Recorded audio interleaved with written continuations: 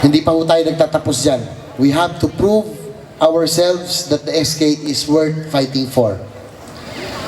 Ang sabi kasi ng mga pro-SK abolition congressmen, naging breeding ground daw ang SK ng traditional politicians, and the SKs are being exposed to dirty politics at a very young age. Yan po ang sinasabi ng mga pro-SK abolition congressmen. They might be true to some extent because probably of the age. And so for the SK reform, we propose that we will raise the age from 15 to 17. We will make it 18 to 24. Hopefully by that time the youth is more responsible. He or she will be about to finish college, and likewise he or she will have the legal personality and did not be anymore dependent on the barangay captains or the parents. Dapat din natin patunayan ng SK ay talagang kasama at kakabay ng ating pong pamalaan upang isulong ang mga programa na maghuhubog ng tama sa ating pong kabataan. We must, hopefully we can do away with projects that are not worthwhile. It is also recommended that the SKs concentrate on projects that will really improve the welfare of our youth, concentrate on leadership training, entrepreneurship, sports, and other projects that would improve the well-being of the youth. Siguro hindi na bawas-bawasan na po natin yung paggawa ng mga Battle of the Bands, mga Miss Gay, at yung mga waiting shed na hindi dapat proyekto ng SK. And so, as I was saying, we still have a lot of work to do. For the SK to stay, we have to convince our governors, our mayors, and especially our congressmen that the SK is worth fighting for. Patunayan po natin sa ating pong gobernador, kala mayor at sa mga kongresista ng SK ay dapat na manatili sa ating pong probinsya at sa ating pong bansa. It is about time that we come up with worthwhile projects that I mentioned.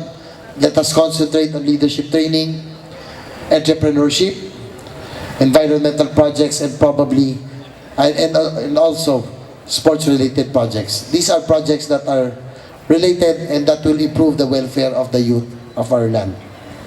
And so again, as I mentioned earlier, one good news that in the 15th Congress, it is for sure that the SK will be here to stay.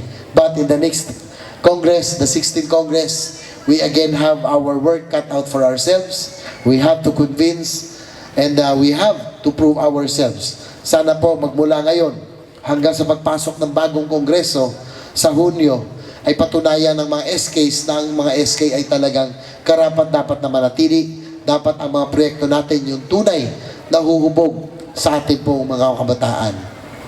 At kung po ay matuloy, ay umasa kayo na meron pa rin kayong kakampi.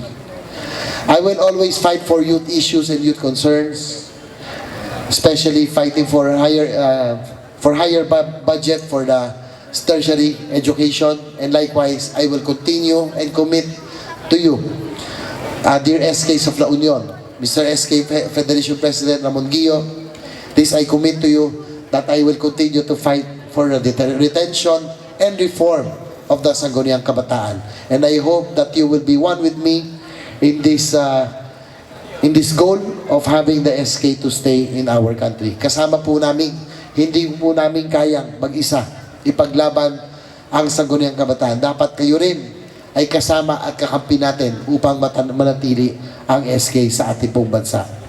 As I've said earlier, it is about time to come up with good projects. Ipatunayan po natin kay Governor Manoling, kay Mayor Pablo, at sa ating pong mga kongresista, nandito si Congressman Pacoy Ortega, na dapat ipaglaban natin ang SK dahil ang SK ay magiging kaakibat at kabalikat ng ating pamahalaan upang ihubog ng tama ang ating kabataan. Before I end, I'd just like to give you a phrase that I always leave with the youth whenever I'm asked to speak. If you want to achieve growth in a year, you plant grains. If you want to achieve growth in 10 years, you plant trees. But if you want to achieve growth in 100 years, you grow people. And I'm hoping that tonight, the SKs of La Union will be one with us in our aim of growing people and making this nation great again. Dapat kayo ay kasama natin sa paghubog ng ating kabataan upang maibangon at maibalik ang ating bansa sa dati niyang dangal. Maraming salamat. Mabuhay ang kabataan. Mabuhay po ang Sangguniang Kabataan. Pangarap may kita.